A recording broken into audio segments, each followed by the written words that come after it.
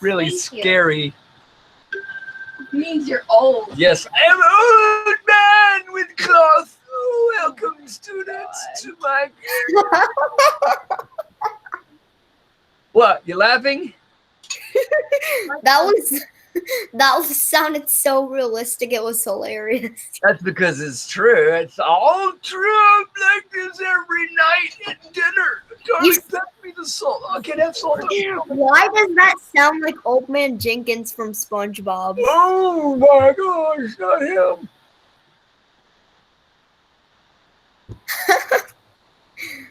Well, even scientists make mistakes. All the time. You know, that's an important point. Let me make something of that. The only way that science moves forward and has discoveries is by accident. Now, what they do is they have an accident, they discover something, they go, oh, that's really valuable. And they tell the world, I just invented something. I had this great idea. Nobody would have thought about it. And look what I've got. Here, buy this. Right? That's how it actually is told to you. What it actually is, how it got to you, is that they're in the laboratory. They got a flask full of bugs. I don't know if you guys can see those bugs. Kind of like how scientists invented edible water bottles. Yeah, they're trying to make they're trying to invent an edible water bottle out of bugs. And they're pouring it right here. Somebody says, hello, there's somebody at the door. And they turn their head and it pours on something. It drips down in here. And then voila, you've got sticky notes. That's literally how they made sticky notes. That's how they made sticky notes. And the invention of some sort of medicine. Those cow fur rugs. Penicillin. So it helps save people's lives when they have infections. The penicillin was an accident. Growing in the kind of medicine petri dish, left in the sink, the dirty sink, that requires a scientist who makes messes and does things incorrectly. Oh, then you're perfect. And then comes back, and here's the key part: recognizes that they have discovered something, not just cleans it up and says, "Oh, I've done it wrong. Oh, I didn't do it by the rules." They did it by they sift through the ashes. And they discover something by accident. And that's how most discoveries are made. Now, large multi-author studies with 20 or 30 people on a paper working on a project that's $2 or $3 billion, those don't produce as many accidents. They're locked into their scientific rigor. But then again, that's not a benchtop, just being a benchtop, for instance, benchtop science project. Kind of like how the scientists one scientist accidentally spilt Coca-Cola on the table, and how they figured out that if you mix Mentos and Coca-Cola together that it'll make a chemical reaction and explode. That's a good example, and we could still use that exciting nanostructure reaction with CO2. We can use that to do something like save lives in a life vest. Or maybe if you wanted to pop up a house, an instant pop-up house that's 10,000 square feet that you can put 100 people in who are sick. Instant pop-up hotel. Instant pop-up hospital. Hospital.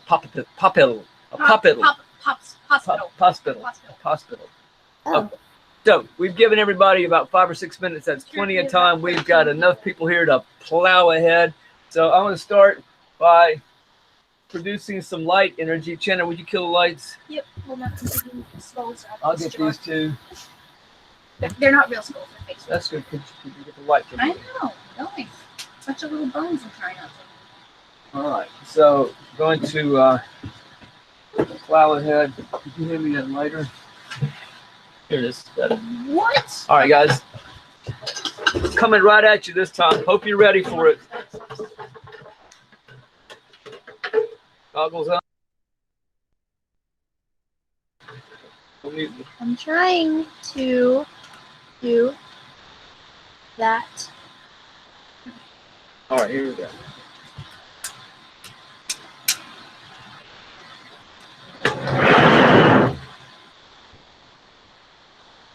Don't know if you guys saw that. Sure hope you did. hard to recreate.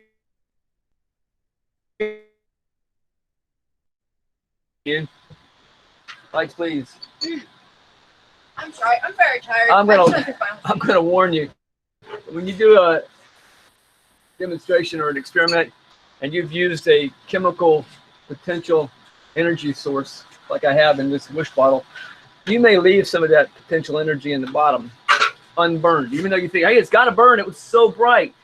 So this thing is still dangerous. Again, I'm going to set it over here, and we're going to repeat it at the end of class just to prove a point. All right. Today, we are going to talk about bioluminescence and fireflies. This was your assignment. Page day 1. All right. Thanks, Jessica. And methodically. But before that, I want to give you some reason to stick with me in this class. And I think I've got a good reason. Here it is.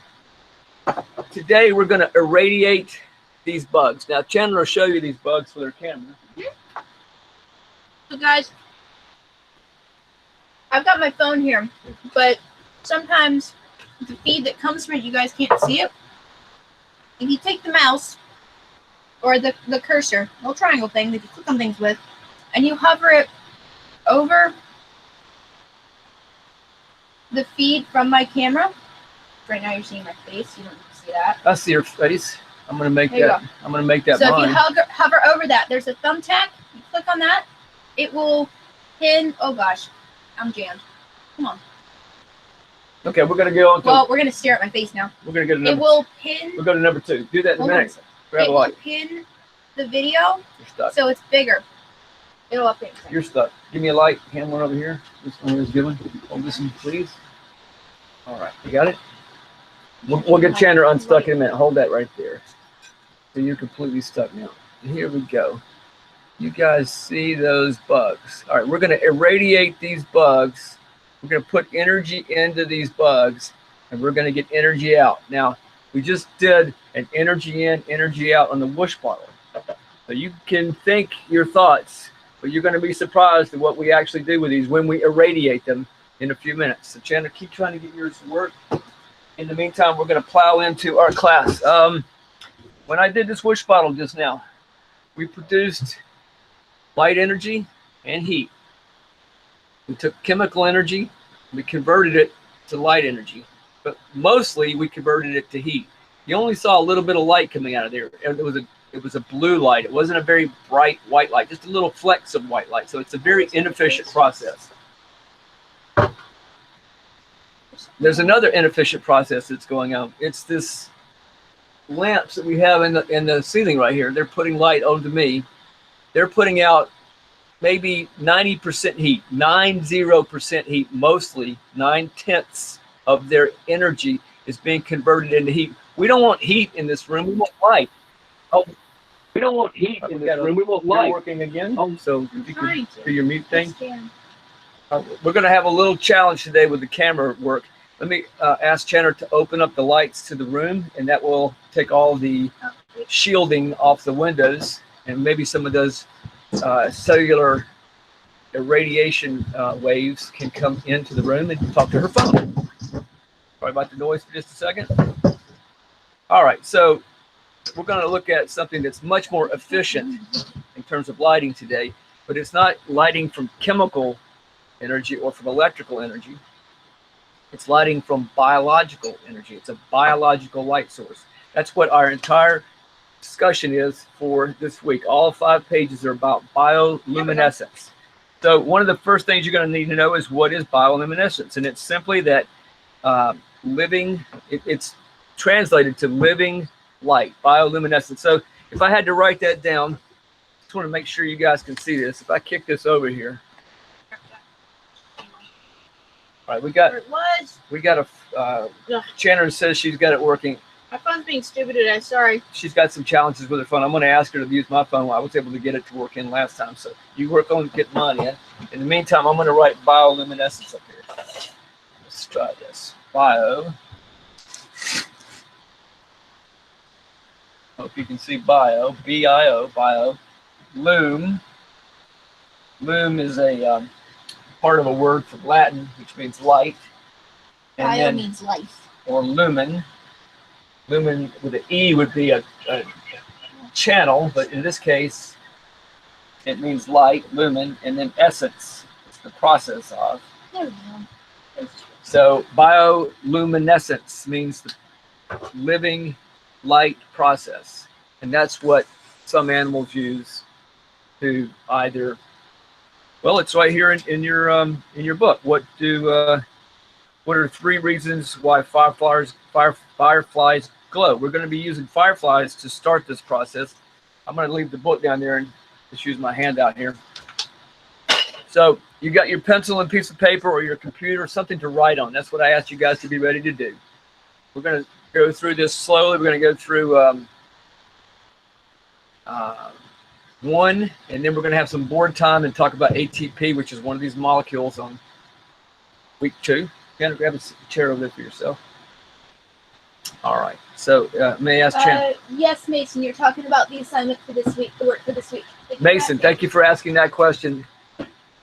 It's so nice to have Chandler back so I can actually answer your questions. You had 62 comments last time, and I was unable to see them in real time. Gosh. Besides that, you guys were, the camera was in my pocket most of the time. It was just an overall failure. Let's move on. Thank you, Chandler. You're welcome. All right, so Mason, we are here on day 1, and we're going to read through this, and we're going to answer these questions. There are the answers all ready to go for you guys to discuss. Here we go. Across the eastern United States, the nightly display of fireflies twinkling in the air is a welcome sign of summer. It's almost summer, guys. Heads up. 2 more weeks of this class. Tanner has a question. Mason, if you can't type, do you have a piece of paper? Yeah, that you can let me tell you what write down notes on? Isabel did last week. She couldn't find paper, although she had, it turns out, a bound notebook during the class sitting in a kitchen someplace. And when she was after class doing our notes together, I couldn't find paper. And then she found a plate. Then she had a pen that she found on the ground. She lost the pen, then she lost the plate, and we found a piece of paper. So it works out. Work it out, buddy. You can do it. Mason, appreciate your patience. I'm kind of going to go slow here till we get started. So yes, actually, I'll just read through this. Kevin, the answer is yes. I feel like I'm her secretary. Assistant, excuse me. All right, so it's almost summer. You got 2 weeks of this class left. We're going to be doing energy about convection and conduction in the next 2 weeks. We've got a section on fireworks. So next week we'll be setting off fireworks here in the lab. Oh, that's fun. They are with report. If you know what that means, I saw that on the package. I don't know what that means, with report. Screaming with report, and big. So we'll be setting those off in the lab in a chain reaction style, unable to stop them once they get started. I am looking down here for the next chapter just to remind myself, so I'll get it correctly. And then we have, after that, after fireflies this week, fireworks next week, we've got 3 pages of review. So you're gonna go back and you're gonna read week 1, week 2, week 3, week 4, and then we'll go and we'll do those reviews. So we've only got a couple of weeks left for summer. Congratulations for sticking in there so long. Hold tight. You can do it. All right. So also known as lightning bugs. Yes, that's what we're talking about. Fireflies, the Lampyridae family. Male and female fireflies flash signals back and forth to attract mates. Well, mainly males flash signals and then get eaten occasionally. That's a smart process. Women are much smarter in any species. Chandler agrees. So they also use light to lure prey and ward off predators. So here we go. If you go down to your questions, and I hesitate to start sharing now, but I'm going to try it. Yeah. Yep. I'm not going to. Your entire screen. I need to come out of this before we do the next demonstration, okay? So I need you to remind me of that. And students, if you see me trying to do another demonstration without coming out of presentation so that it goes full screen, please unmute and say, hey, stop, do your thing. All right, so we're going to go to. Hold on, it's not doing it yet. This right here, these questions right here. We're on A. How do I list 3 reasons why fireflies glow. All right, 1 would be to attract mates. Another. Mason, so Dr. Mike right now is going through the assignment that is due for you guys this week. He's going through and having a discussion with you guys about the reading and the questions and what the answers to the questions might be. And you'll be able to find the assignment in your Google Classroom. And if you need help finding that after class, I'm happy to walk you through that. I've done it with a couple people. You so don't far. need this right now, Yes, and I Mason. cannot Right type. now, Mason, you need a piece of paper or a pen or a computer, and you need to So- write down day 1, A1. So I will, Mason, I'm happy to talk to you after class about working out how to do the assignment since you can't type. But for right now, grab a paper, scrap piece of paper, and pencil or pen, and Crayon. or anything you Isabel, can write get with crayon. other than blood. Don't use Okay. blood. And write down what do you think the answers to the questions might be. Ask Dr. Mike's going through it. Okay. And it looks like a sharing screen, but Thank you, also Shannon. Are we sharing? yes, you are. All right, so let's go back to here. All right, for Mason's benefit, in case he doesn't have it, show him where we are. I think he has it in his. What are you doing? I'm ready to go. What? Well, guys, I don't know where the camera's looking. I don't know if I'm talking over here to this brick wall. So I'm just going to wing it. Shannon's going to get me on camera here, it looks like.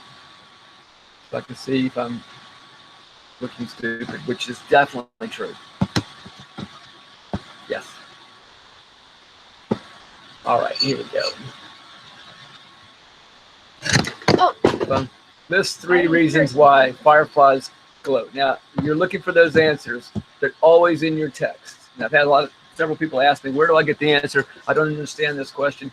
And mainly, they just needed to read their text and go through and find the answer. It's right here. Fireflies, in reality, nope. Up above, male and female fireflies flash signals at each other to attract mates. So one reason here, attract mates.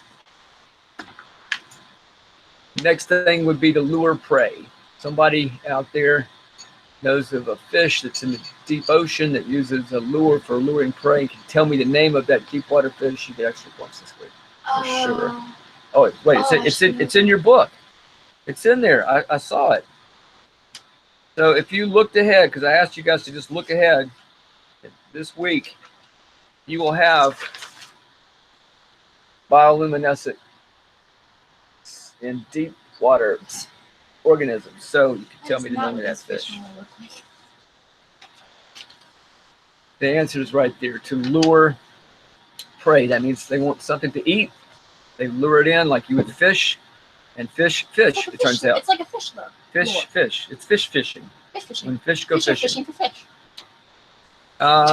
It also could be used to confuse predators. If everybody blinks at the same time, that might startle a flying bat or a bird or another beetle. They may, for instance, be a beetle, be a type of firefly, not be the same species, and actually eat the other species. And they can see the other species blinking in the other species code. They could copy that code, and then they could sneak up close to that one and eat one of their kind. So you could use that to... Because they think that it's the same species. So they're like, okay, cool, you can hang up on me. They get eaten. You could confuse predators. Mm-hmm. All right, so there's 3 answers. That's A, 1, 2, and 3 done. B, answer the questions. What type of insects are fireflies? They are a type of Coleoptera. Nobody wants to hear that. Coleosis for sheath, Ptera for wing, and that's the defining characteristics. A hard sheath with wings is the defining characteristic of the beetle family, the beetles. So, what type of insects are fireflies? But where does it say that? If you go back up to your text, you can actually find it in the text. Across the United States, nightly display of fireflies. Fireflies in reality are not flies at all. This is paragraph 2. They are actually beetles with light-producing organs called a lantern on the underside of their abdomen. What is an abdomen? An abdomen for a human is like the belly button area. But for us insect, which is what a beetle is, can you flip this? This is backwards. I'm seeing myself backwards. Yeah, they can see it. Okay, well, they can see me forward this. I want to make sure. I'm just going to be a little awkward trying to find my face. Hold up. Fireflies are beetles? They're beetles. I thought they were just some kind of insect. They're beetles? They're beetles. What? Now, here's the thing about beetles. Beetles, 21 years, I've there's never about known. 350,000 beetle species. There is thought to be more than several million. We haven't counted them all, obviously. We're still finding beetles. You could have a scientific discovery in your future where you discover a beetle that's never been found by science before, and they could name it after you or whoever you want to name it after, maybe your pet turtle.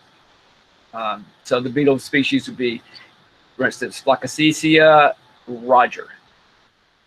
If your turtle's named Roger.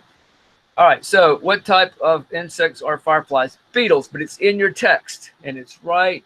I'm going to go up here a little bit, and I'm going to point to it. It says fireflies in reality are not flies at all. They're actually beetles with light-producing organs called a lantern on the underside of their abdomen, and they've got abdomen highlighted, so they're going to bring this word back to you at the end of this course of days. At the end of 4 days, they're going to bring this back on day 5. You're going to see this word again.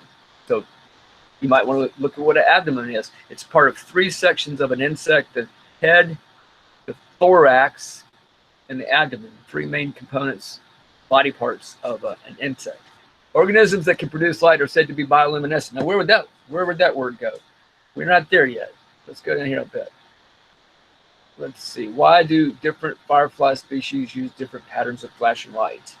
Here's another one related to that. What distinguishes one firefly species' flash pattern from another? Why does one blink like this?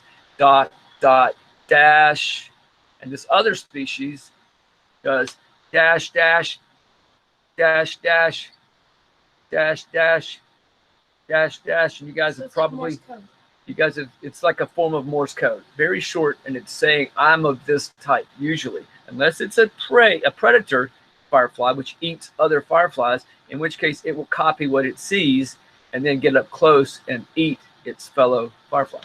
Why do different firefly species use different patterns of flashing light? Well, one reason would be to recognize their species, which is up here in the text.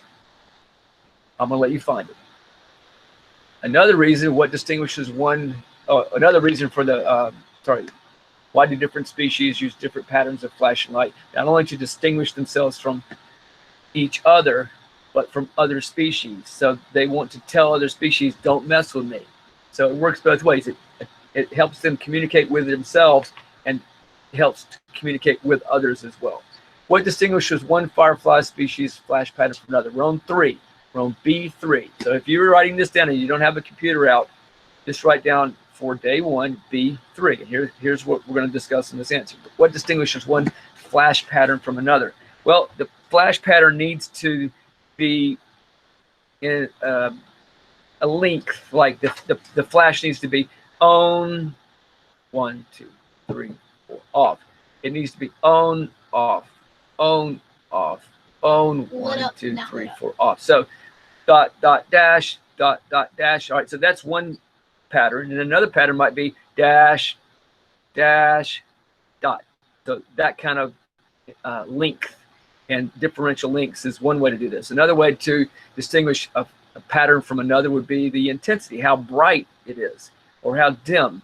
So you might do a big dot, dot, and then a little dot, dot, big dash, and a little dash.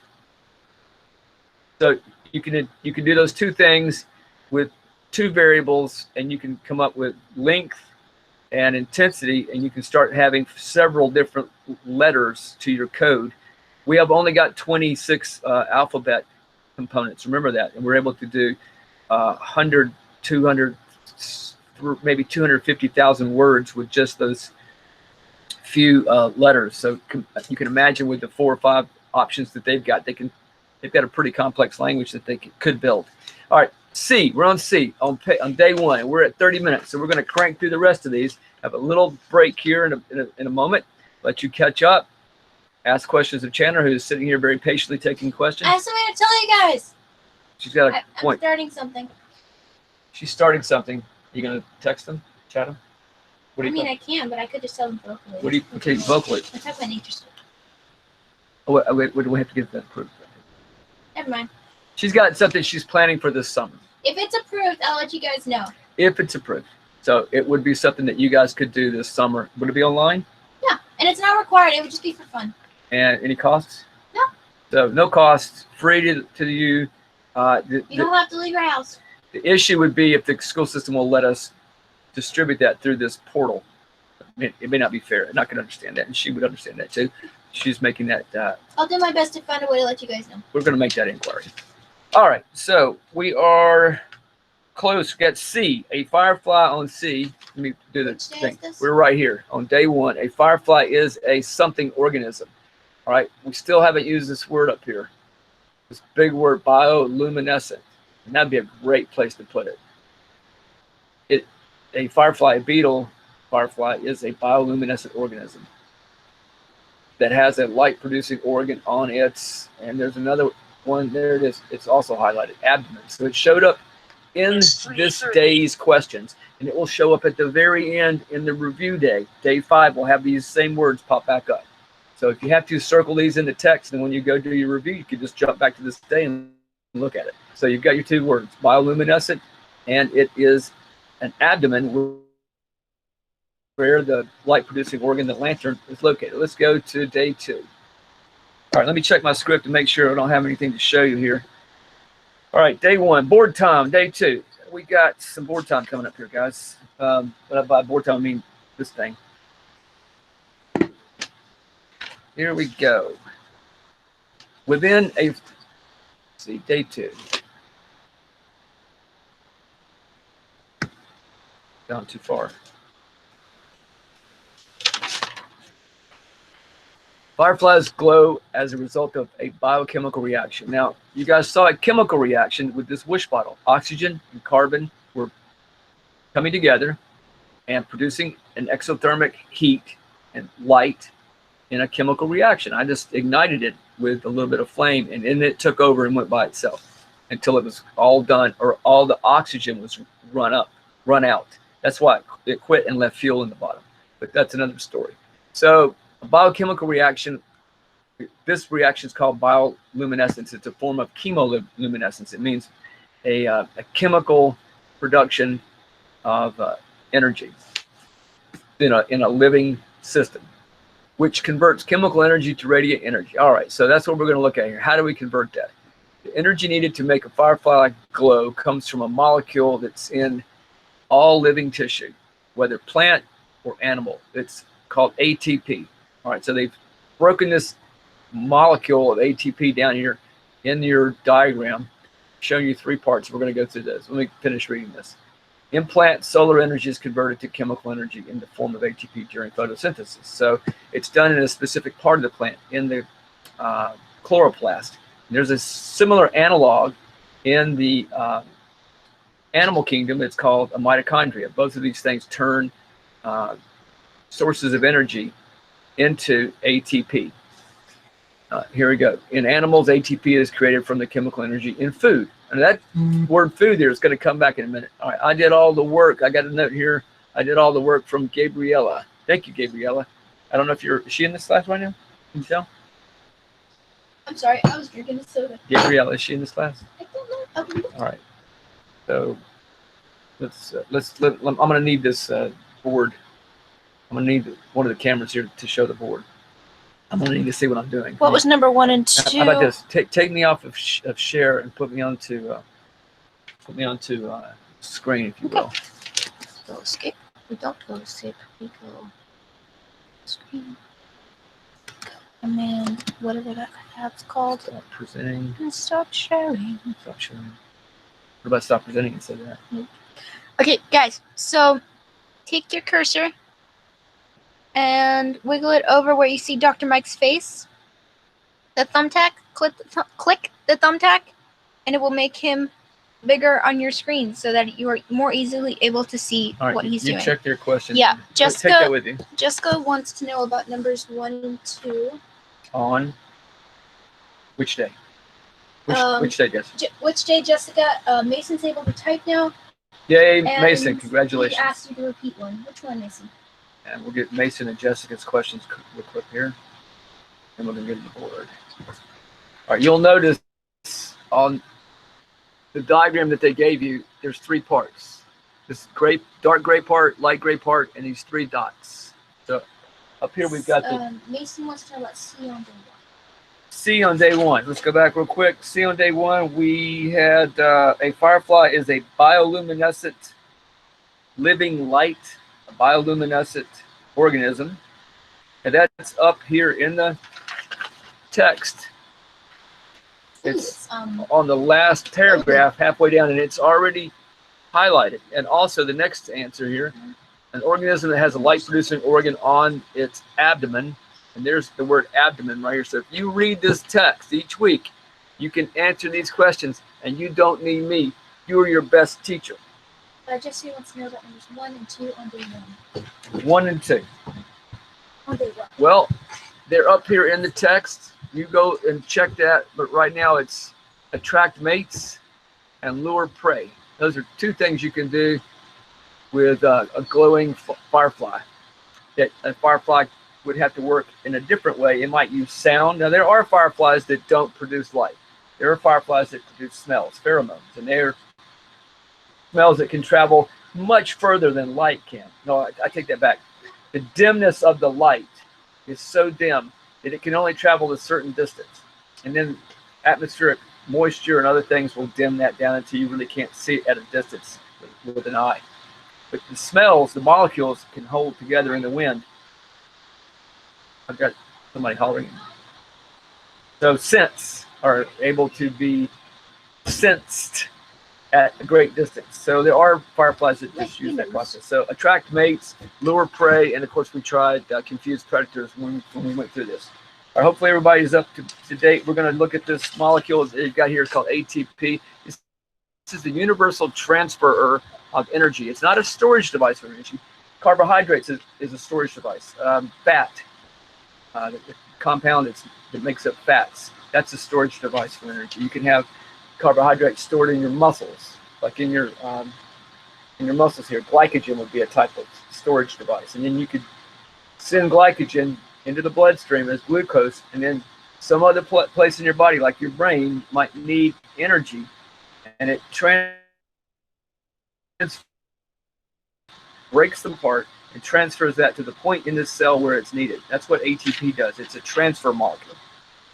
And I wanted you to see it had 3 parts. And this is a little bit confusing. These are the individual parts. You'll notice that they kind of match what we've got here on the paper.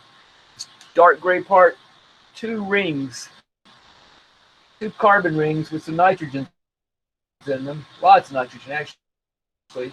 Of the 11, 9 carbons here, 1, 2, 3, 4 are nitrogen. So there's a lot of nitrogen in here.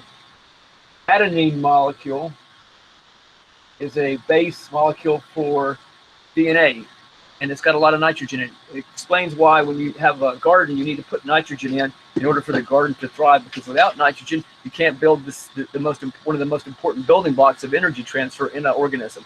And these molecules in one day, in your cells, in each individual cell, will be used and then re-energized like a battery, like a rechargeable battery, then used again, burned down, changed form, and then re-energized, changed form again, and recharged. They'll do that, and they have weight. They have a little tiny little bit of weight to each molecule, super small amount of weight. They do that cycling throughout the day. At the end of the day, you will have used your body weight in ATP every single day. And to use this process, we're going to cut off one end of it using water. So you need nitrogen to build strong bodies. You need nutrients, and you need water to make the process of energy use actually happen. And this is an example of that in ATP. Adenine, does it sound like it's A? There it is, adenine. There's the A, that's where the A is coming from. And then there's this little molecule in the middle here. You guys see that? That's the light gray one. And the light gray one is called, it's a type of sugar. It's called ribose. It's only got 5 central molecules in this ring. This is a ring of atoms. This is a double ring of atoms, adenine.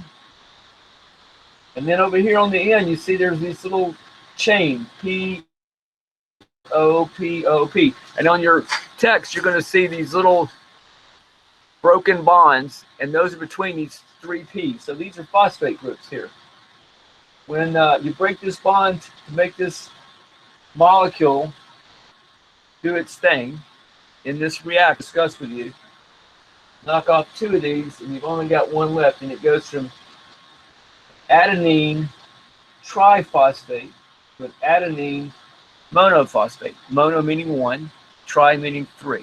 And then it'll have those 2 added back. Once those are added back in another structure, they're actually added back in the mitochondria, in the chloroplast. Initially, they would be added back in a plant. The chloroplast is where they would be added.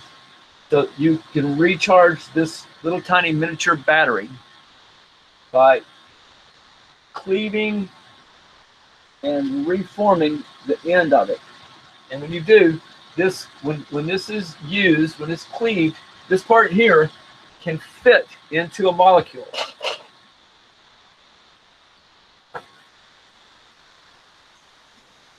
That molecule, in this case, has 2 sections. It's called, I hope you can see this, I'm going to write here. It's called Kenna, can you see it on yours? Yeah. So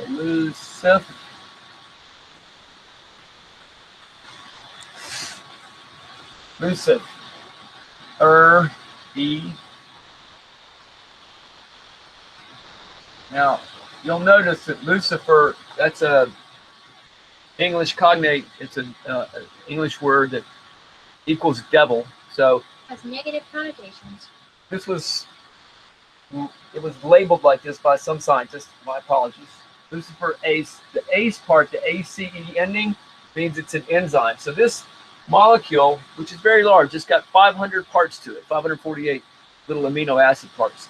And it has structures which are spiral shaped, sheet shaped, barrel shaped, and they work together and have charges on them. And they have areas which are hydrophobic, areas which are hydrophilic, that like water and don't like water. And this one in particular is where the ATP molecule, if you remember, it had a part which was the adenine, it had a part which was the sugar, and it had this little 3P ending tail on it. This fits right in this pocket. It fits right in this pocket, and when it gets into that pocket, this molecule changes shape, closes on it, and it cleaves off. It cleaves off 2 of these phosphates. And it cleaves them off. They go away, and oxygen comes in. When the oxygen comes in,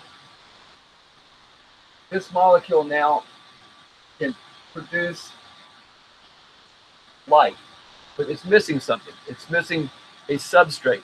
Every enzyme has, this is a cofactor. This ATP is a battery, so it helps run this process. It helps deal with putting the O2 somewhere. And the thing that it puts it on is another multi-ring structure.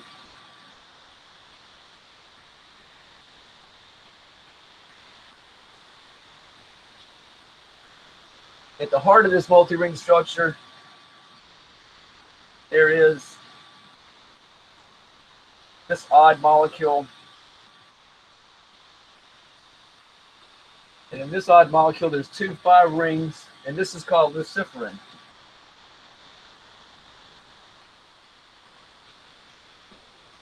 So luciferin is a very small object, a very small molecule, just 2 rings, compared to this massive thing, the enzyme itself.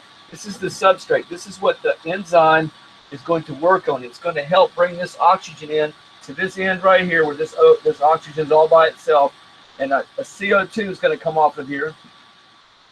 That's going to leave an oxygen with a highly activated oxygen.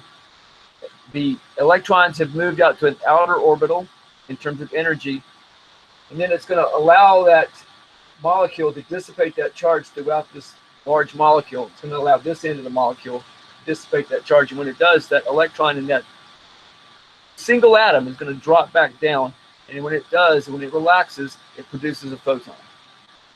So that photon is going to give us light. There's really 4 parts to this. It's a complex. It's a complex of luciferin plus ATP together. And that's one of your questions coming up, and that'll be on the next page. All right, so we've got a little sense of what's going on here. This would take a 4-hour course to talk about this one charge distribution on this one atom. 4 hours just to have that conversation. So this is basically an overview, and it looks into the complexities. These are actually phosphate groups here, these little circles, and that's a sugar moiety. And together, this is a, can't hear. Can't hear. All right, so I apologize if you guys can hear. Keep an eye on that, okay? The internet's probably bad according to Ms. Getling. I agree with that. It's a terrible way to have a class, and I apologize from the bottom of my heart that I'm having to subject you to this process, this difficult process. All right, so let's go on and do the questions here on page 2. What is the source of ATP in plants? So if you read your text, it says right here, in plants, solar energy, there it is right there. In plants, solar energy is converted to chemical energy. That is the source of ATP. And what is the source of ATP in plants? Nope. In plants, solar energy is the source of the energy. What is the source of ATP in plants? Source of ATP. Well, solar energy is used in a plant to make ATP. If the ATP is not coming from the sun, the solar energy is using chloroplast in the plant to make ATP. So that's a little bit of a strange word in there. Make sure you guys got that one because that's a tricky one, solar energy. What is the source of ATP in animals? It's in the text. It says it right here. It says chemical energy contained in food. Chemical energy contained in food. All of these answers are in the text. You just have to, when you ask, don't do like several people have done in the past, which is just read the text and then ignore it and then try to answer the questions out of your head, making things up. Not going to help because you're going to get low points. So easy to make high scores on these assignments. You read, you answer. You review at the end. 1, 2, 3. All right, what is the source of ATP in animals? It comes from food. Number B, letter B. ATP is called an energy transfer molecule. Explain why this is an appropriate name for it. Well, actually, I want to make sure you understand it. It's not a storage molecule. It's just a little battery that gets transferred from one location to the other and then used up and replaced. So, like fat or carbohydrates are a actual storage molecule. It transfers energy from carbs, from carbohydrates. It transfers from there to the place inside the cell. And of course, to get to the cell, it starts out in your stomach as food, gets digested, turned into glucose in your sugar, in your blood. Glucose sugar is transferred to some place in your body where it's needed to do some sort of repair work or many other things that it does. And then that is converted in the cell, in the mitochondria, into ATP. It's a long process. C, change the incorrect word or phrase in each sentence to make the statement true. Number 1 would be bioluminescence is a solar reaction. It's not a solar reaction, it's a biochemical reaction. And it is right up here in your very first sentence. Fireflies glow as a result of a biochemical reaction. Again, read your text. 2, ATP stores mechanical energy in living organisms. Chemical is the word that should be here. Energy is released when the bonds of the bioluminescence is a biochemical reaction. Number 2, ATP stores chemical energy, not mechanical energy. These are inside of cells, so it's chemical energy. Energy is released when the bonds of the ATP molecule, not when they form, but when they break. I showed you them breaking those phosphate groups. All right, day 3. We're going to take a break here and do our, we have 2 left. I can knock those off real quickly in 10 minutes. So we're going to do our irradiation of our bugs. Oh, this is the fun part. All right, so here you go. We're going to irradiate these guys. Guys, so what you're going to want to do is I'm going to turn on You're going to want to be able to see this. So I'm going to turn on the video feed from Dr. Mike's phone. Turn the audio off so it's not clicking out, which you can see right there. It's damn exciting. I'm going to have to keep it really still for you guys to see it. So my hand. So the one where my fingers are wiggling, ignore my nail polish, you're going to want to wiggle your cursor over that video and hit thumbtack, and then you can see the video feed that turn. All right? So this process we're going to show you now. We'll go back over B, Mason. Here's the flashlight, please.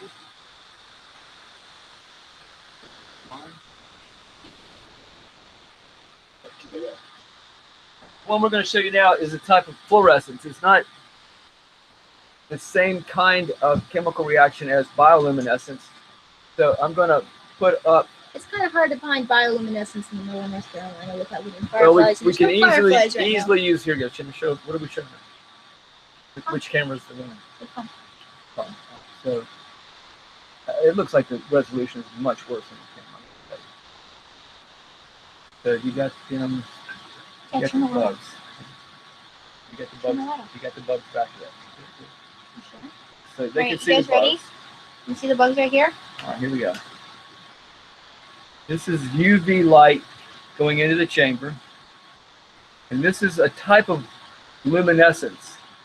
It's not run by. Turn the camera up there. Turn your camera up there. Put it underneath. Their feet. So these are the feet. Which cameras get the best one? I'm not sure. Turn your phone over. Turn your phone. Use it out. All right. Much better resolution. Yeah. Here we go. All right. So we're going to turn the light on them so you can see them, and then we're going to turn off the UV lights here. UV lights are off. UV lights are on. Put a little bit more light on them so they can see. That's too much.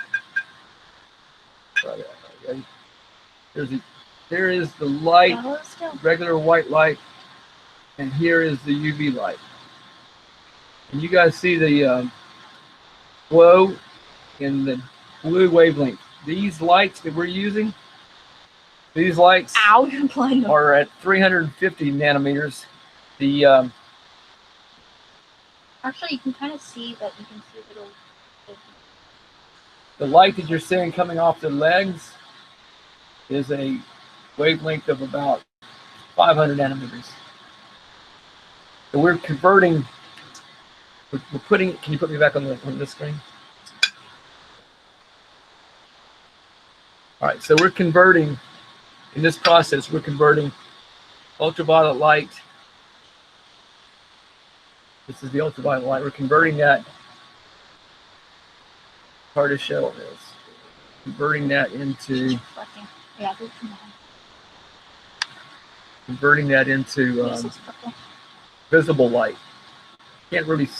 You might see this and think that you're seeing light. The reflectance is in a purple, but the actual ultraviolet is invisible to the human eye, and that change in frequency is based on a molecule. It's got two rings. Lights, please. Those two rings are not much different in size and complexity than the Luciferin that I showed you with its two rings. It's a paterin in this particular species of Desmod. I keep wanting to say Desmodia. It's a family of millipedes. I apologize for being tongue-tied. All right, so it's a form. Can you get some lights on? Jenna says she's got something going on, but we really need to get through these questions, so we've only got a few minutes left here. All right, so here we go, guys. A form of luminescence, not bioluminescence, because I had to put energy in with light. Radiation energy went in. Radiation energy came back out. With chemical luminescence, the energy can be stored. With fluorescence, you can't store the energy. It comes almost immediately back out. As a matter of fact, it's real time because it's the speed of light. All right, Jenna, would you check that question, see who's calling in? All right, we're going to go through these questions now and finish out. So if I could get you to help me. Yes. Hold on a second. I really only have a few minutes here. So I know. Just takes a second.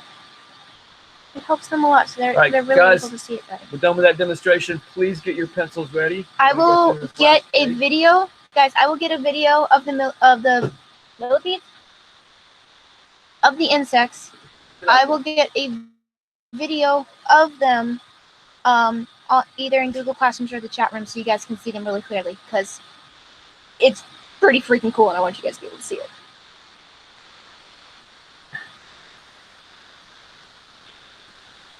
I can say freezing, right? That's not. That's I not don't think you should say that. Okay, fine. I'm homeschooled. I don't know. These guys are kind of crazy though. They smell like almonds. Because oh my gosh, he's got them all over the keyboard. Stop! Stop pulling them out. Yeah, they're putting out Yeah. poisons right now, trying to kill me. They're covering I'm us. just too big for them to kill. We're coated in hydrogen cyanide right now from these things. Hydrogen cyanide is Oh, definitely you like a yourself. dangerous Oh, yeah. compound, but like Paracelsus said, the dose determines the poison. And in this case, it's true for these little guys. They smell delicious. They smell like almonds. All right, guys, that should be presenting. All right, here we go. Get your pencils out. We are going to go through this quickly here. What is the source of ATP in plants? We've already been through that. We are going to do 3. Here we go. We've been through bioluminescence. Yeah, we've done is a solar reaction. We've done that. All of 2. 3. Answer the question. We're on A1 on day 3. Where is luciferase produced in a firefly? In the lantern. How does a firefly control its light? It regulates oxygen, the supply of oxygen to the lantern. It's in your text. You don't need me. You can read the text. Where is luciferase produced in a firefly? In the lantern. Controlled by oxygen. The lantern's in the abdomen. Luciferase is a what? This is on B. It is an enzyme, a complex, or a form of light. Luciferase is an enzyme. I think it's been shortened there to lucifers, and that's a mistake. And that's why I brought up that name confusion on the board. That was a mistake. I typed that wrong. An example of a complex. Well, in this case, it's ATP and luciferin. When those things go into the enzyme and lock in place, the luciferin and the ATP, they're then stuck together temporarily, and they form a complex. So it's the very last one here. First one is an enzyme. This one is this one. If a reaction is catalyzed, what happens? It produces, it is slowed down, it's sped up, or it's broken. So a reaction is catalyzed. Enzymes speed up reactions. They would happen already. They can happen already. But the thing with the catalyst is it helps speed up the reaction. And also is unused in the process. Day 4. Here we go. I want you guys to read this. Day 4. This is what we did with Isabel last week. She went through the 3 with me. Yes, Jessica. And to be honest, I've gone through the same process with you guys. So here we go. To be fair, I mean, you read this and then here are your answers. How much of the chemical energy that goes into a bioluminescent reaction of a firefly is transformed into light? I hope you're writing down A1 or day 4. And the answer is 98%. You can find that where? Up in the text, in the second sentence, it says, in fact, 98% of the energy used in bioluminescence is converted to light. These bulbs in our room right here are producing 10% conversion to light. They're so inefficient compared to this process that was invented by accident by life. So A2, what form of energy is light? It is radiant energy. B, explain why bioluminescence should read is an important adaptation for sea creatures. And it's a mistake where it says if. So is an important adaptation for sea creatures. The one thing about sea creatures is most of the ocean is dark. So this is also a reason for why fireflies use bioluminescence, because they work in the dark. And they need to be able to see each other, use lure behavior to use prey avoidance behavior. And in this case, we've got bioluminescence as an important adaptation for sea creatures. For sea creatures, they do the same things. They lure other creatures to them. They talk to people that they want to talk to with flashes, and they have incredible color selections from reds to yellows to greens to blue greens. And that's a general answer for B, but I also want to hear what you got to say. Now, the last section is your review. We've got 2 minutes for the review. You will go back and read your chapters before you do the review. Find these highlighted texts at the top here: abdomen, catalyzed, complex, enzyme, bioluminescent, biochemical, and slot those in as they are needed. Fireflies are a type of bioluminescent beetle. The biochemical reaction that converts chemical energy to radiant. The A, first one is bioluminescent, second one is biochemical. The third one is energy to radiant energy occurs in a firefly's lantern, which is located in its abdomen. It's 4 o'clock. The next three: Holy cow, I have class. Okay. enzyme, Are you good? catalyzed, and complex. Can you shut me out? Can you load? I just need to Yes. hit the recording. We're 1 minute. And finally, at the bottom, B, luciferin. Leave the phone for me, please. Graham Middle School. 2, Calling you. oxygen. That and questions are right there. 3, ATP. It transfers energy. 4, an enzyme produced in the lantern is luciferase. Now we're on C. First one is chemical. Second one is radiant. Now all of those words, all of those answers to these tricky questions are in chapters, day 1, day 2, day 3, day 4, day 5. Let me see if I can figure out how Chandler's got me set up here for. I do not know how to get to the video. I think that's the one part that I've gotten some she's left me with no way to get out of this. So I apologize. Chandler, help. Gonna have to sign off today. It is 4 o'clock. Guys, you're welcome to stay behind. We're gonna answer questions for the next hour or so. It has to be at least an hour because I spent an hour with Isabel and it would only be fair.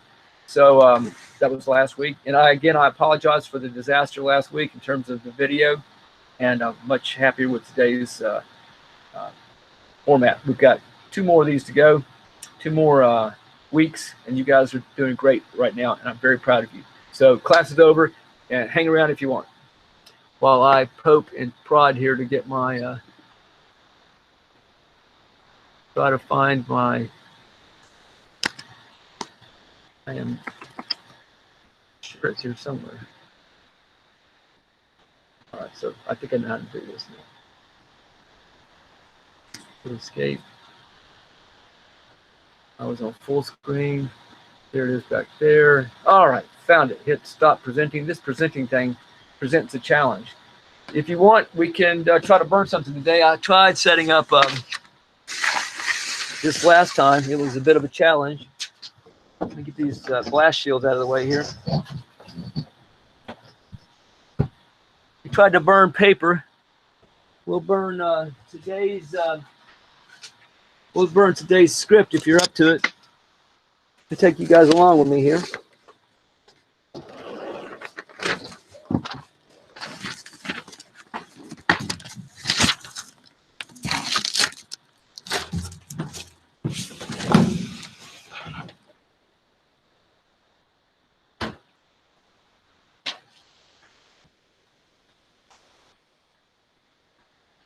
All right, let me see if I can see you guys in this screen here. There you are. All right, you guys are welcome to stay muted for just a bit here so I can get the screen to stay. Let's see if we got that. All right. Come on, son. Not, son. Need to get enough sunshine on this screen. Collect it. This process. Here we go.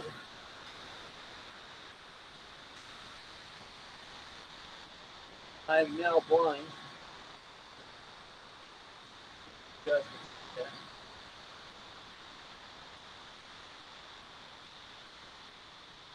Well, we don't have enough sun. There's too many trees in the way. I apologize.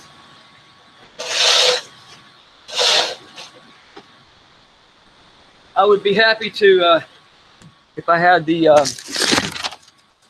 I would be happy to take the computer out in the field if I had the signal. I'm not sure I've got enough signal. We can give it a try.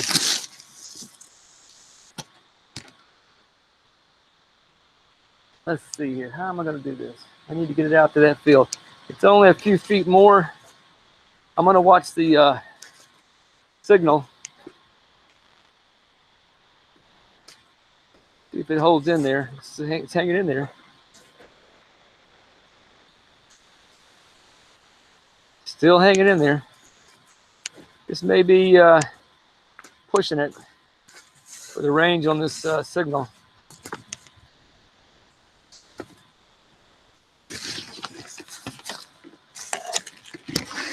All right, let's see how many made it here. 4 people made it here. We got this thing ready to go. You'll hold on, stay there just for a minute. I'll go get the system and put it together.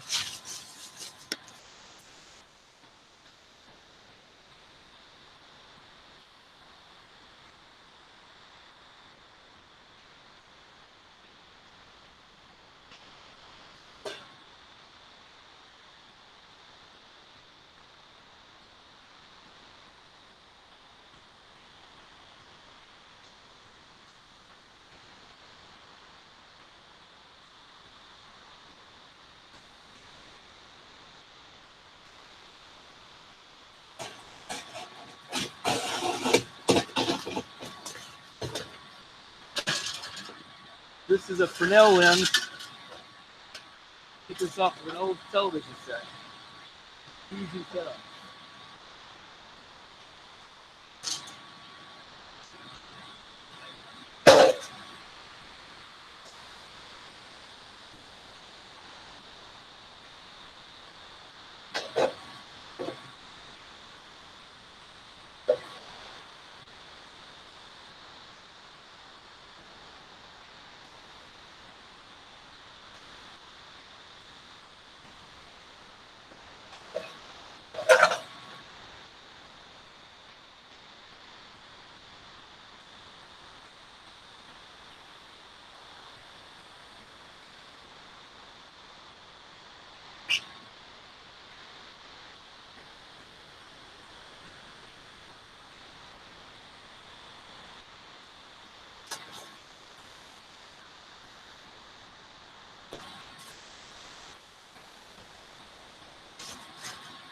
I wish you guys could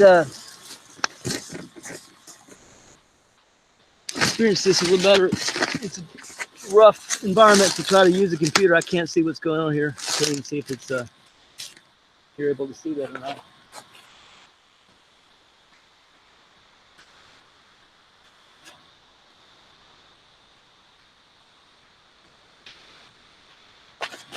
All right, I've got you in the shade. See if we can image this.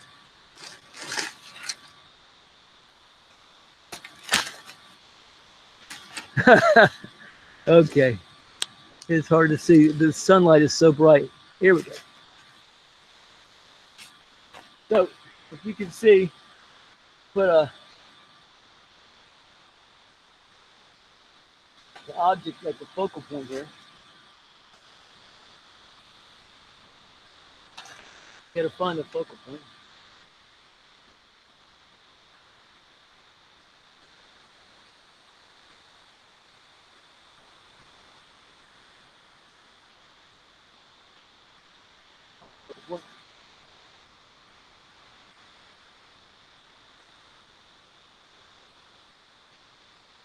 We had more success on the ground.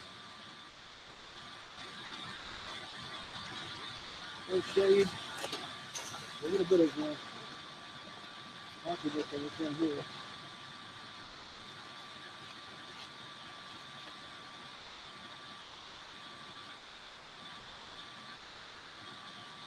All right, here we go. I think I found the focal point now.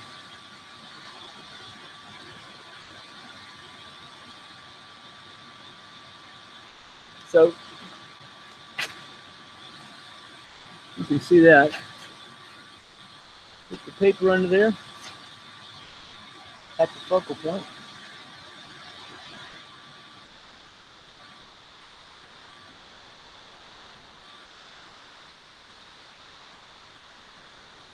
All right, so you can see how hot this is getting. It's concentrating, it's focusing energy, focusing light.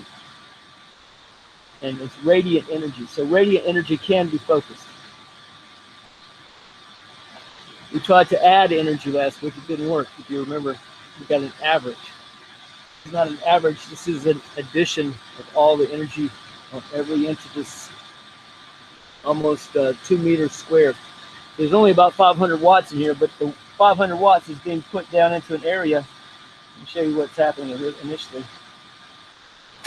Here's the initial burn spot.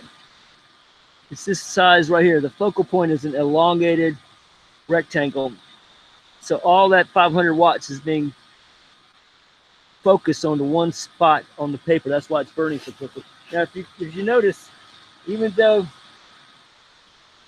this has a high amount of energy in one spot, I'm going to go now.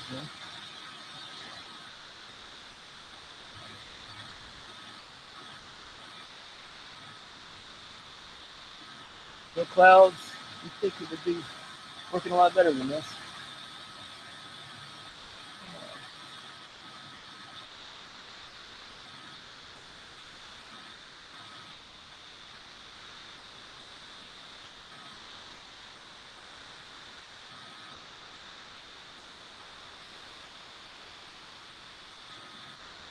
That's all asking a lot of a white piece of paper.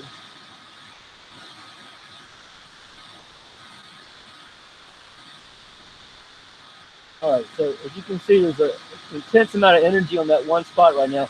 But I can put my hand right where that spot is, above it, closer to the lens, and I'm not bothered in the least. I can feel that temperature is about 110 degrees, but my hand is unhurt. I can put it through this spot right here where the burning is briefly, and my hand's not going to be hurt. A little bit of thermal inertia in this paper. That's why it's building up to that burning temperature. I don't want to get any closer than that. It's about as close as I'm going to be getting. This distance, I can't feel it really. It's not that hot. And in here, I can go through easily. But that one point is all 1.5 meters of this, that one point on the paper. Be careful here, not so far to the yard.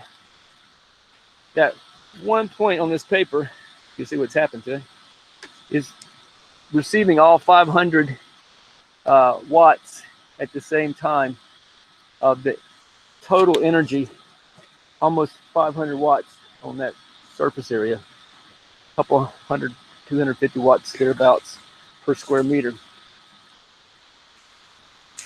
All of that is being focused on one spot at the focal point. And the point I was trying to make is we couldn't add energy the other day, but you can focus energy. You can measure temperature, you can't measure energy. You can only see what the temperature has done in an object. You can then say how much heat flow you've had. You can't actually measure energy. You can only measure the temperature that it achieves. It's again, like we started with this chapter and in this section, it's an abstract concept, and I appreciate your patience with my primitive attempts to elucidate energy. One thing I've got going right now is I think I've burned a hole in my retina. I should have had some goggles on because everything is orange. Yep, I got a good little bit of damage in my retina right now. Oh, that was bad. All right, so guys, I got to tell you, cannot play around with light. Everything is spotchy yellow. That's going to be fun. Got to talk to the doctor about that. Gives everything a yellow hue. Hopefully my sunburned eyes will heal soon. All right, we're back in the lab now. You've been very patient to hang through that last few minutes and see that demonstration of focusing energy. I'm going to mute my, well, I better not mute. I'm just going to ask you to unmute your microphones. Thank you for your patience. We're already 15 minutes after class. If you're still there and you have a question, don't hesitate to ask, and we'll go through these slowly until we've knocked off all these questions that you've got. And then I can use the phone here, Chen left me with some of the questions you guys had. I can look at these later because it's hard to, I need to pull them up on the computer. Go ahead and ask your questions now, and let's go through these questions one at a time. Can you answer B1 B1, yes. on day 3? How about you answer? The B1 on day 3? B1 on day 3. Which day? B1 on day 3. Day 3, B1. Okay, look at that. How do you feel about you answering it? It says, type the correct word in the blank from the choices provided. Again, that should not read Lucifer's is. It should read Luciferase is. The autocorrect changed it. The autocorrect knows more about the biblical terms than it does about scientific terms, apparently. So my apologies. Luciferase is a what? An enzyme, a complex, or a form of life? Now you've got the text in front of you there. Go to the top of the text. And if you look at the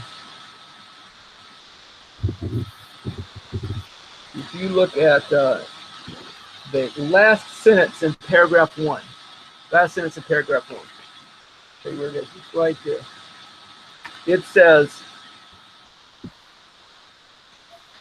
this enzyme is called luciferase. So do me a favor, and I'd like you to answer for me, what is the answer to number 1 on part B? Enzyme? Enzyme? Yeah. You did it. You've got the key. You've got the secret. It's in your hands. Congratulations. This will work for the rest of your life. It's like a trick. It's like a magic trick. You read the text, put it in your noggin, answer the questions. You'll get your driver's license that way. You get your marriage license. Don't mess up on that one. You'll get your high school diploma. You'll be able to sign it. I'm so-and-so. Yes, sign it. You'll read the text. You'll answer the questions. Simple as that. Good work. All right, so next one. An example of a complex. All right, so let's look for that one. Go ahead. I got, no, wait, that's the one. Never mind. Tell me what you think. What do you think it is? I said ATP. No, that's not right. That's the start. Now it says an example of a complex. So there's something else that ATP in this molecule right here, this huge molecule of luciferase. There's a slot, and in this slot fits 2 things. Luciferin, this simple molecule. So on this scale right here, luciferin would be like this, and it goes into there, and it fits very nicely. The shape of it fits very nicely. It loves this sulfur. It's got a negative charge, positive charge here. The way they're sort of sterically or hindered or kept in place, the way they can spin, this fits into that slot. So does so that's luciferin. That's the substrate for this enzyme, the main one. It works on other things. Luciferase can chew on many things, but it takes in this and fits it in there. It also fits in ATP. ATP has a shape. It has the double ring structure, single ring, and then the 3 phosphates. And that linear structure also fits in there. Now that they're in there, ATP and luciferin, that's what I'm seeing here. And it says on the sentence right here that starts with, then it enables the resulting ATP luciferin complex to react with oxygen. So there's your answer right there in the text. And down here it says an example of a complex, ATP luciferin. Okay. There's one more part of this complex that happens next. That's when oxygen comes in. And the oxygen gives enough oxygen then for CO2. There's 2 O's in CO2, 2 oxygen. There's a total of enough to now have CO2 leave. Energy has been transferred. CO2 is building up in the cell. The cell spits it out. It goes into the bloodstream, comes to the heart, goes to the lungs. The lungs get rid of the CO2, and you breathe out CO2, and the plants take it in. And then they produce oxygen, and they bring the oxygen to you through the wind, and you breathe that in. The oxygen goes back down your arm, back down to that same cell, and now gives that cell oxygen to accept the energy that's being produced from food. The food's being produced, and it has like a pattern that it goes. It goes down toward the level of the food from the oxygen to the food, and you produce energy, and you make more ATPs from ADP. This first molecule, ATP, that goes in there has 3 of these, and you get rid of 2 of these, and that energy is transferred over to the luciferin, to that oxygen right there, and it pops up as CO2. So there's a cycle of oxygen, energy, transference from food to you.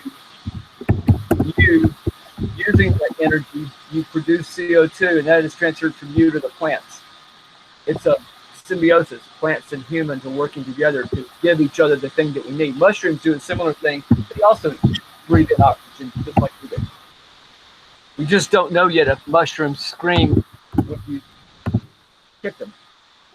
All right, so number 3, if the reaction is catalyzed, it is sped up. So an enzyme, this thing right here, can hold luciferin and can hold, let me get another cylinder shape, can hold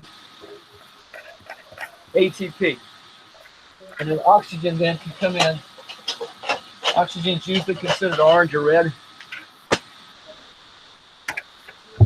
It's holding it. It comes in now, oxygen, and then this is all let go, and a light molecule goes out. I mean, a photon goes out. Then another activated ATP comes in with all 3 of these phosphates. Comes in immediately. It's the environment around the enzyme is full of these. Another one locks in. There's another luciferin. It locks in.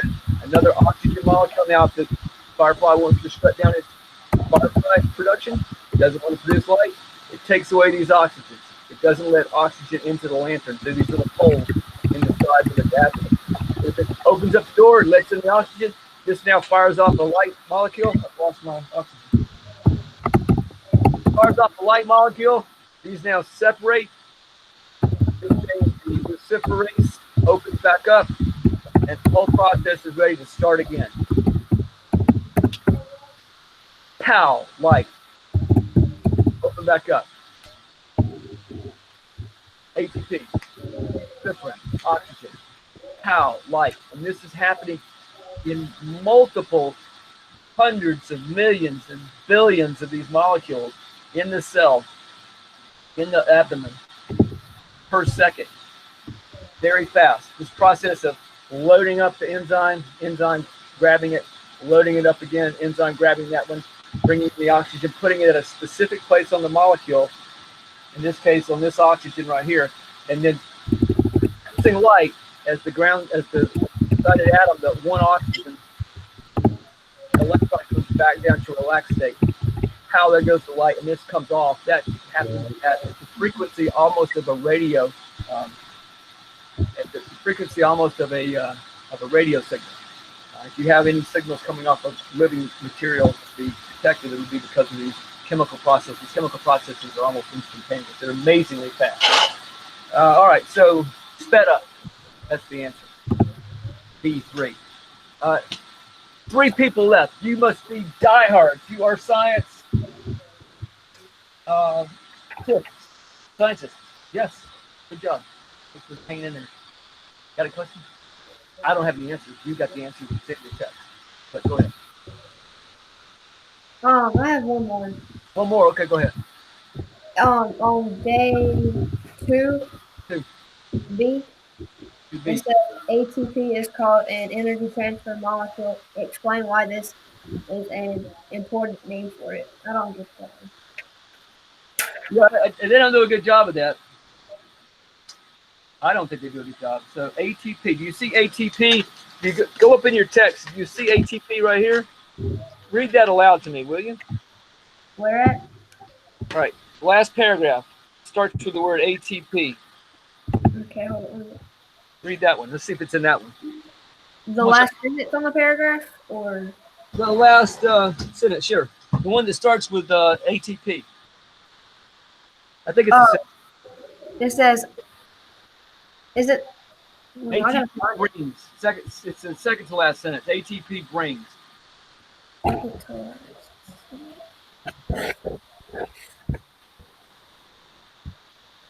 AT brings energy to wherever it is needed within a cell when Let's stop at that. Let's stop at that.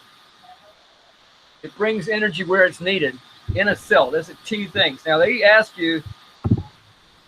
They tell you ATP is called an energy transfer molecule, and they say, explain why this is an appropriate name. They want you to come up with some way to sort of justify that term, transfer molecule. And what we've got is we've got energy being transferred in this sentence. ATP brings energy to wherever it's needed within the cell. That suggests ATP is not outside the cell, it's in the cell. Something got in the cell.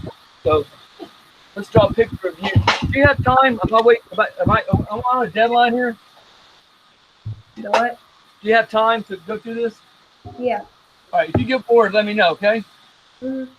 You can't see this. Also, I really am disappointed in the ability to draw stuff and get it into the screen.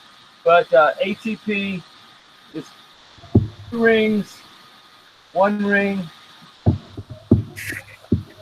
3 phosphate. So here's your ATP. Here's your cell. Here's the mitochondria.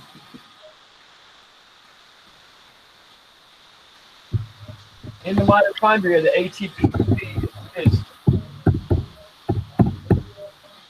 and it's produced from something called it's another chemical, pyruvate. But the point is, the pyruvate and the ATP are in the cell. Anything that comes into the cell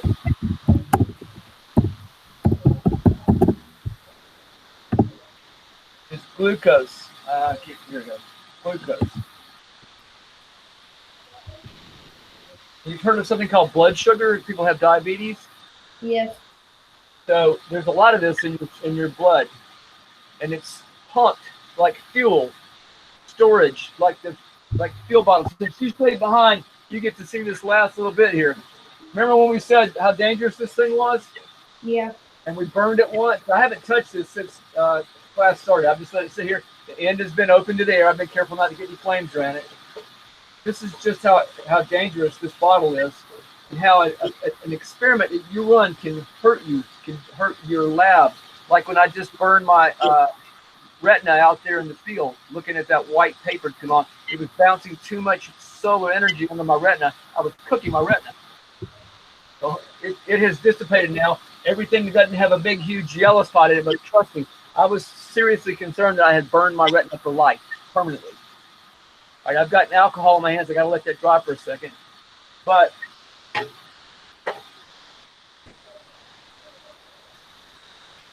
since you're here, you ready?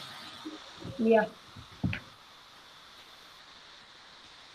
Turning off the lights gave me some time for this to dry. One more thing. Got a glass shield to put up here. Too much light coming in.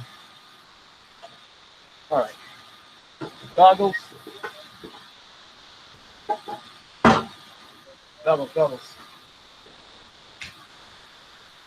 What happened to my goggles?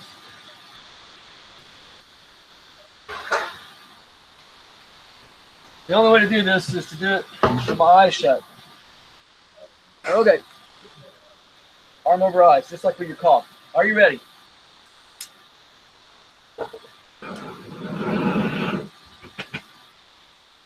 Are you able to see that? Yes. Okay, you see how dangerous this is?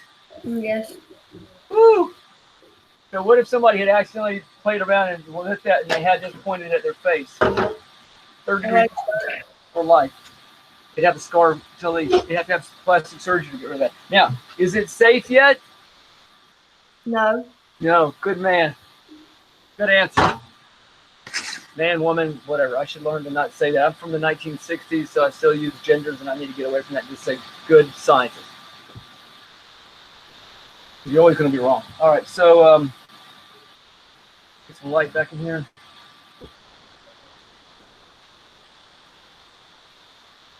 I don't know if you can see. It's just kind of backlit here. ATP brings energy to wherever it is needed within the cell. To me, that's saying the ATP is in the cell. It never leaves the cell. If something is bringing the energy from outside the cell, that's glucose. You, as an organism, ate the food. You went and found it and ate it. Your brain told you to do that. Evolution built your brain. So you went and got the food, you ate it, and went through your system as glucose. That delivery system, that pipeline of arteries, brings the fuel to the individual cells. You are made of trillions of cells. And then there's 40% of your cell number, huge amount, almost half of your cell number is just the bacteria living in your gut in terms of numbers. It's 4:30. And they're dependent on that. They're dependent on that fuel as well. The brain goes, gets the food, puts it in the system. Pipelines take it to the cell. In the cell, it needs it. The glucose is taken into the cell, turned into from a potential energy source, a chemical energy source, is turned into ATP. In the cell, you would then cause a reaction to happen, like your muscles to work. ATP helps your muscles work. You would give energy to the molecule of myosin in your muscles that cause your muscles to work. In this process with this enzyme, luciferase, it doesn't cause a mechanical motion. It causes light. Well, it does in a sense cause a mechanical motion. It causes the electron to jump in orbital, be in a higher energy state. And when it relaxes back down, it relaxes quickly. And as it quickly comes down, the energy that it produced as a ball rolling downhill will produce energy is unable to be dissipated as friction or heat. It's dissipated as light. So it comes out so quickly that it produces a light photon and that shoots out of the system. So in this case, ATP brings energy to wherever it is needed within the cell. In terms of why it's called a transfer molecule, the energy is transferred from one part of the cell to the other, a transfer molecule indeed. Because the energy is not produced in the cell, the mitochondria is only converting the energy from chemical. I put energy being transferred in a cell. Does that still count? Yes. Underline in the cell. Inside the cell. Underline that. That way when I see it, I'll go, aha, I do understand. The fact that you've asked this question is phenomenal. I'm very proud of you. You should be proud of yourself. I Right. can't. Y'all done? You got any more? Don't hesitate. Give me another. Because you're answering these. Day 3. Day 3. Oh, day 2. Day 2. Go ahead. Oh, C3. C3. Energy is released when the bonds of the ATP molecule melt. When they sing hallelujah. When they turn green. Those are all wrong, right?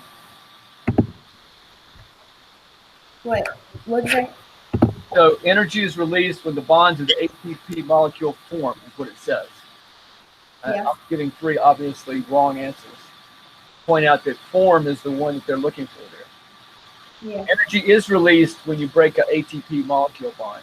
When you break that phosphate chain, when you break that bond, energy is released. Question is, the question they're asking is, do you form the bond to get the energy, or do you break the bond to get the energy? You break the bond. You got your answer. You answered another one. You're doing great. You're answering all of them.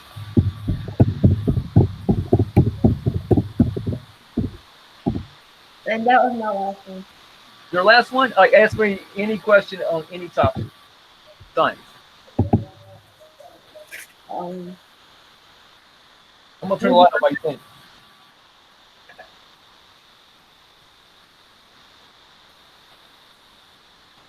Is it about bugs? no.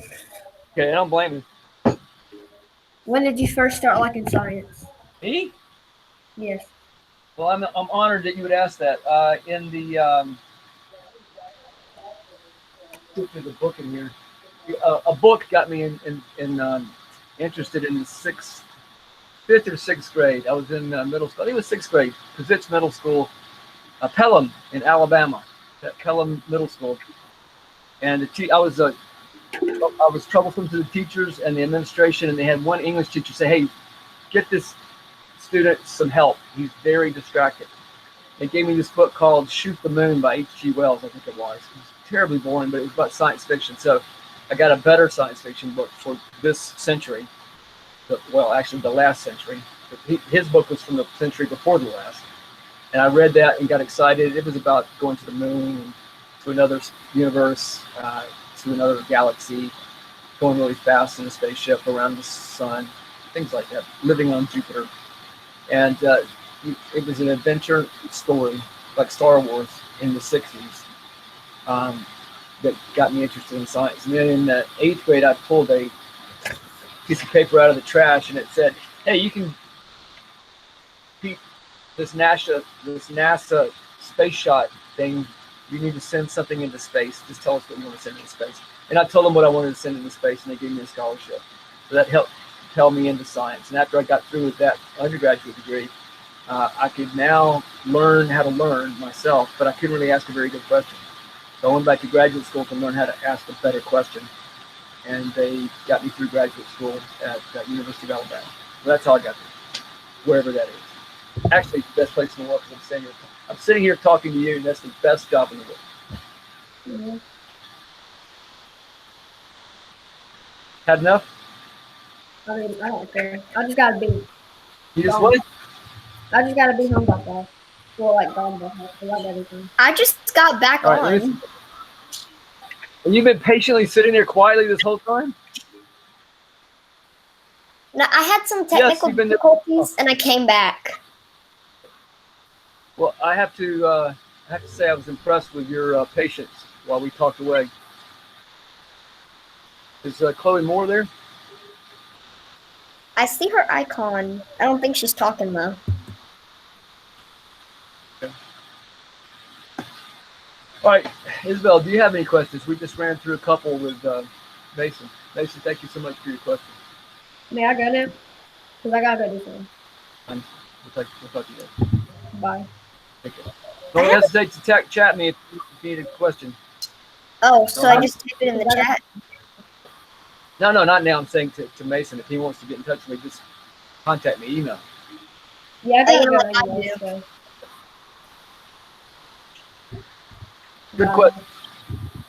I am so sorry about my computer. It's so laggy. I don't know what it is. I think ABSS is shutting everything down for an update, but it's so laggy. Well, I'm impressed that you know about the ABSS shutdown for the update. I don't even know what those words mean. My mom told me about it. She works for ABSS. Oh, congratulations. My thank yous to your mom for her hard work. I always thank her every day. All right, young lady, you and I spent a considerable amount of time on the last class. Do you remember that? Yeah, I remember that. It was after school, right? Yeah, after school hours until my father got home. Like till almost 5. I'm looking at the student work here. And I'm going to punch in your name. You're still called Isabel, right? Yeah, Isabel Getling, and it has my little icon with the guys in the box in the box. You didn't change your name, though. I don't know how to change my ABSS name, but that might be bad.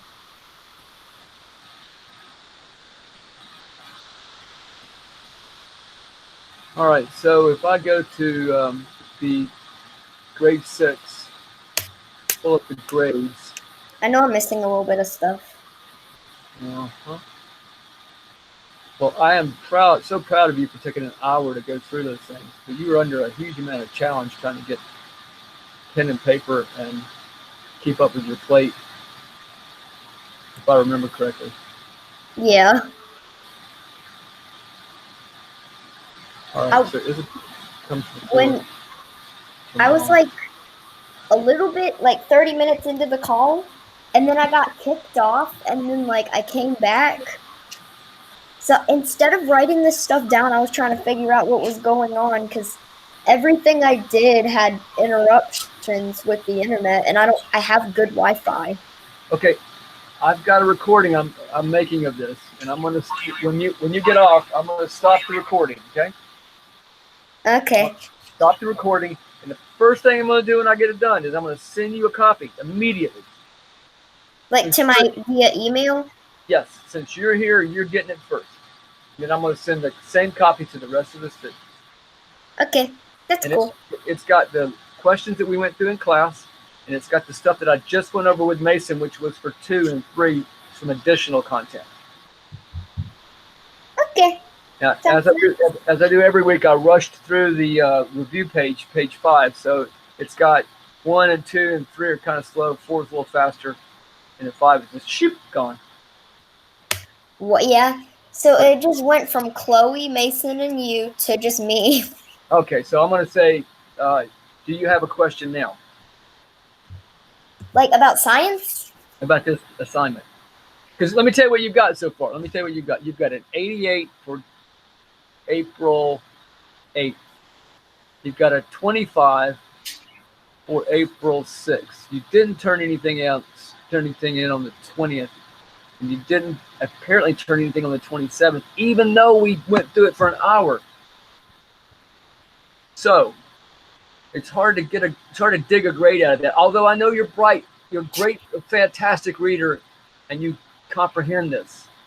So my challenge to you is to go through this, look at the video from today, work through these questions. Just basically all you need to do is read your text and answer the questions. Okay, because you never recorded. I think you never posted the recording of that meeting to the Google Classroom, and I never got an email of it, like the one from last week. That class I really didn't do much in terms of in the class as well. But today I went through every single question. We exhaustively looked at ATP. You've got an idea of the molecular structure of it. And we had a long discussion, Mason and I, after class. So I'm going to give you that link today. First thing I do is I'm going to get it. I'm going to turn it on to share, and I'm going to send it to you. Since you're here late, you're getting it first. All right, Okay. so I rejoined with the link in Google Classroom. good. That's how you get in. You do that. You read the text, answer the questions. You can submit them more than once. Write down your answers before you type them in, so you've got a copy. You can submit them. You've got till next Friday, so you've got several days. Don't submit yet. Okay. Just Okay. practice it and then ask me questions every single day until Friday. And then on Friday, we'll go through these same questions, every single one of them, one more time. We're going to get you a score this week, okay? Yes, we will. No, I take that back. You are going to get you a score this week. Young lady, good luck. All right, get out of here. I got to turn this recorder off. Can't do it till you're out. Thanks for being here. Bye. Bye now.